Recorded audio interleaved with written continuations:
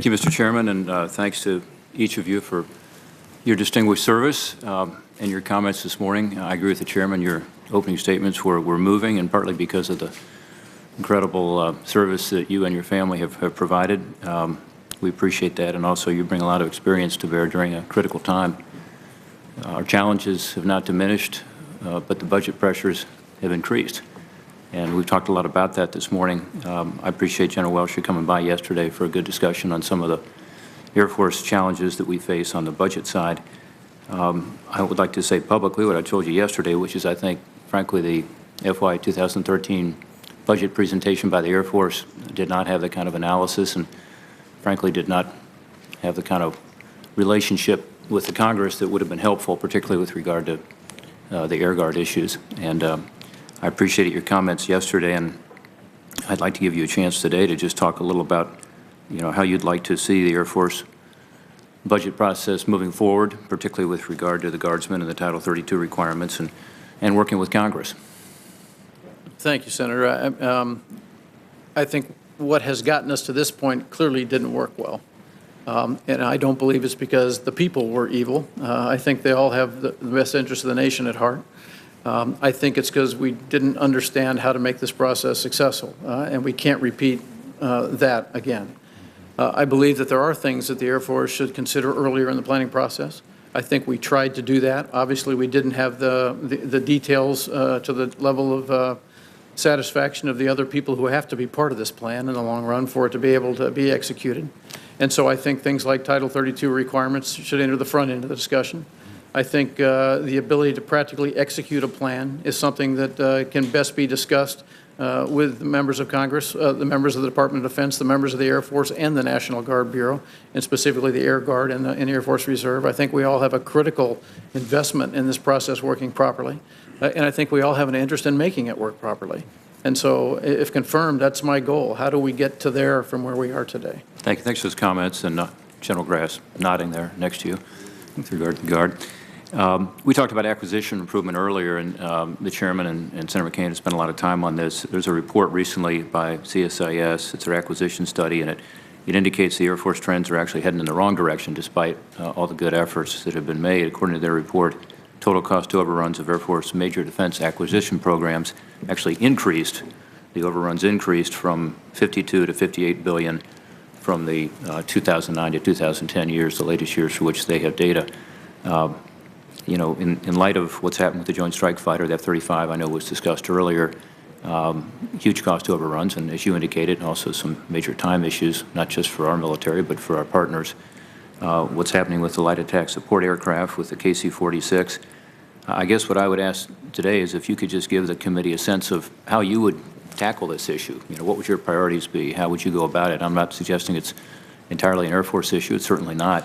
But it does, happen that a lot of these projects do land on, the Air Force major defense acquisition side, and so you will be very involved with them. Thank you, Senator. I know that you are very well aware of the talent level and the work ethic of the men and women of Wright-Patterson Air Force Base, for example, who manage many of these programs or supporting programs.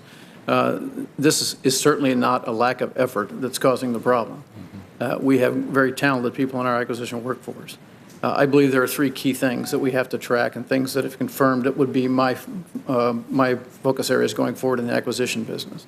Number one, we have to be very disciplined in the way we establish and then control requirements, especially to major acquisition programs. We do have a history of requirements creep occurring. I believe that one of the roles of the service chief is to be visibly involved in the requirements process for major weapon systems for your service, and if confirmed, I will be. I believe the second thing we have to focus on is discipline, and that's discipline with a capital D, execution of these programs. And if you stress that cost is a key performance parameter, then anything that affects cost has to get visibility up to and beyond the program manager level, as opposed to trades being made with good intent that end up mushrooming into much larger costs. And then finally, I do believe cost has to be a key performance parameter in a major program. It just has to be that way. We do not have the luxury, we haven't in the past, And we certainly don't, going forward, have the luxury of allowing programs to expand to 30, 35% over cost and schedule. Unacceptable.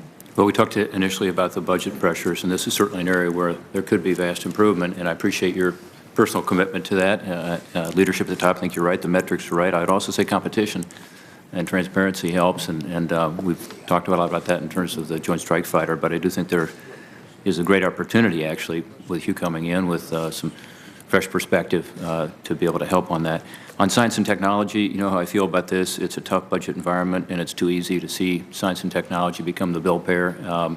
We're eating our seed corn if we do that. I appreciate your comments yesterday on it. I know how you feel about it, but I think ultimately our qualitative advantage that's talked about a lot is going to be because of these significant improvements we've seen over the decades in science, technology, which we're enjoying now from investments we made 10 years ago. And as you know, you mentioned Wright-Patterson Air Force Base. We're very proud of the Air Force Research Lab and the cutting-edge work that's done there. We love having AFIT there. We think that's an incredible resource for the military, not just the Air Force, but our military at large. In your opinion, could you characterize the health of the labs and what your priorities would be for the research and technology efforts at the Air Force? Yes, Senator, thank you. I was just at Wright-Patterson last month and talked to a number of the folks in the labs about programs they're working. They're terrifyingly smart. They're very committed to this activity, and I was astonished at their capability, quite frankly. I'm a believer that one of my responsibilities as a chief of staff, if I end up in that role, is to shape the future for the United States Air Force to the greatest extent I possibly can, in cooperation with all the agencies and organizations that support us. One of the ways you do that is by investing in the future, and I think that's what science and technology investment is. I think we have to continue to invest in that region. You mentioned AFIT, or the Air Force Institute of Technology. That's investment in the people side of our technology and technology development. It's an opportunity for our Air Force to send young officers to a program based on their area of work in the Air Force. They are competitively selected, and they're trained specifically to improve capability for our nation in that area. I think they're both essential parts of the plan going forward, and I will be a very big supporter. Thank you again. We are appreciative of your willingness to step forward and take on this role.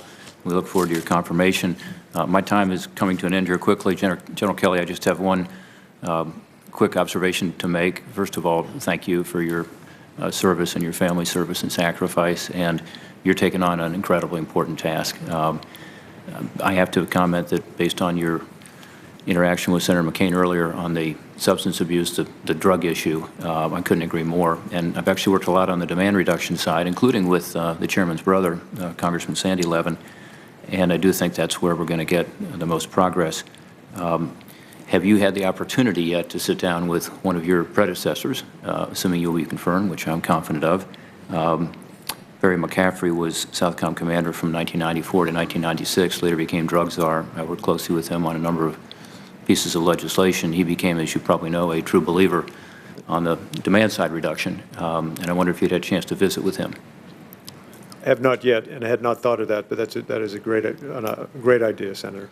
Well, he's he's an Army guy, not a Marine, but he's all right. Yeah, that's okay with you, probably. But notwithstanding that, yeah, I think you guys will have a lot to share. And again, he's had a wealth of experience now on the sort of the domestic side of this. And I wish you the best of luck. This deteriorating situation in Central America is heartbreaking. I worked a lot on these Central American free trade agreements, trying to help their economy down there. We're heading in the right direction in many respects, but this is devastating to those countries and to those communities and those families. And so best of luck to all three of you gentlemen. Thank you, Mr. Chairman. Thank you, Senator Portman. Thank you for your emphasis on the demand side of this drug problem, and Senator McCain as well, and you too.